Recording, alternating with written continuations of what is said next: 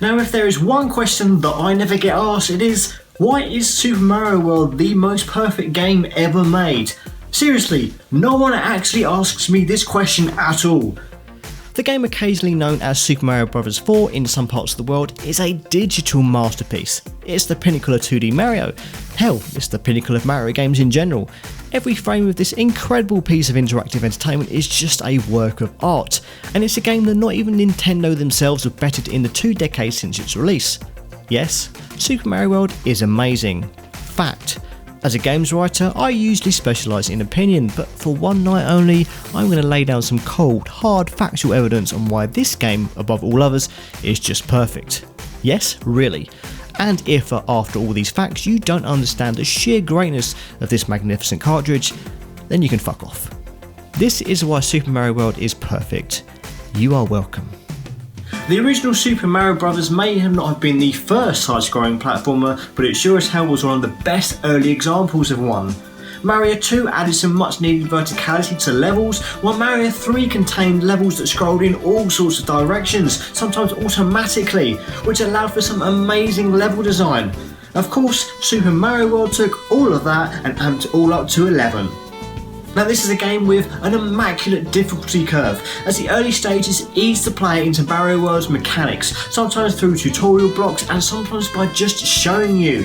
From the very first start of the game, the player begins on Yoshi's Island and then can choose between 2 starting levels, and in one of those levels, Yoshi's Island 2, the very beginning offers up a very tempting empty Koopa shell and a line of walking Koopas. In a brief moment of experimentation, the player quickly figures out that they can carry and hold that Koopa shell and kick it at the line of Koopas for an easy power-up.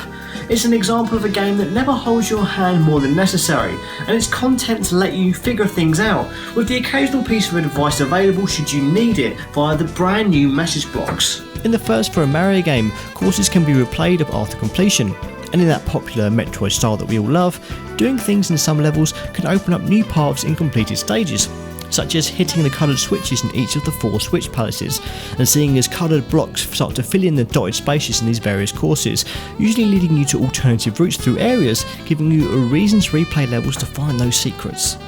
Since Super Mario 3, the world's most famous plumber became known for his massive wardrobe of outfits that gave him all manner of powers. While Mario World took out all of those power-ups instead of the iconic mushrooms, stars and fire flowers, its singlet edition is one of the greatest power-ups ever added to a Mario game, maybe even any game for that matter. While early beta screenshots revealed the return of Mario 3's Raccoon Leaf, the final game would grant Mario the gift of flight via the far cooler method of the yellow Super Cape. Just like the Raccoon Leaf, Mario would have to take a run up before takeoff, but once his arms were outstretched and he sprang off the ground, it was possible to stay in the sky for a practically unlimited amount of time. But there's a fun and rewarding learning curve involved. While the cape enabled the player to reach higher up areas and control Mario's descent to the earth like the raccoon tail could, it was now possible to master a technique that involved diving to the ground and pulling up at the last minute to soar through the skies like a hang glider. The way this gliding mechanic feels is just so incredibly perfect and somehow doesn't break the game. It allows for some incredibly clever level design tricks, and the learning process in mastering the rhythm of increasing altitude, decreasing it and then increasing it again is just so incredibly fun and surprisingly intuitive. If you want further proof of how great the Super Cape mechanic is, take a look at the more recent games that have implemented similar mechanics. Games like Rocksteady's Arkham series have implemented similar gliding mechanics, and the feeling of owning the skies in this fashion is still a liberating one. 96 level. The hype campaign for this game was almost entirely based around the quote-unquote 96 levels featured on the cartridge. Granted, this wasn't entirely true, as even Nintendo themselves would later use the term 96 exits, a far better description. In actuality, Mario World only features 72 levels compared to Mario 3's 90, but this SNES launch title featured more secrets than any prior game in the series, and I'm not talking about warp zones or warp whistles. I mean, there are levels hidden behind locks that require hard to find keys, exit goals tidied away in areas that look impossible to reach, and some exits that require some incredible joypad gymnastics or a horrible dinosaur sacrifice to find. And on that note, who could forget Yoshi the Dinosaur, or to use his genuine full name, T. Yoshisaur Munchakoopas?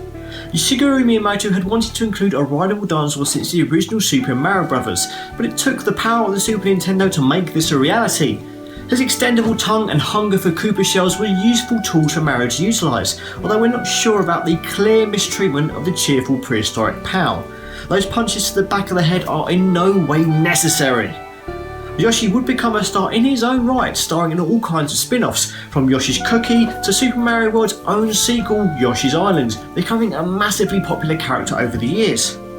And in true Nintendo style, it's the subtle little things here and there that make Super Mario World so incredible. Whether it's the slight change to the music whenever you're riding Yoshi, to the fact that the shellless Koopa Troopers wear vests to hide their modesty, you cannot help but be charmed by every aspect of this adventure.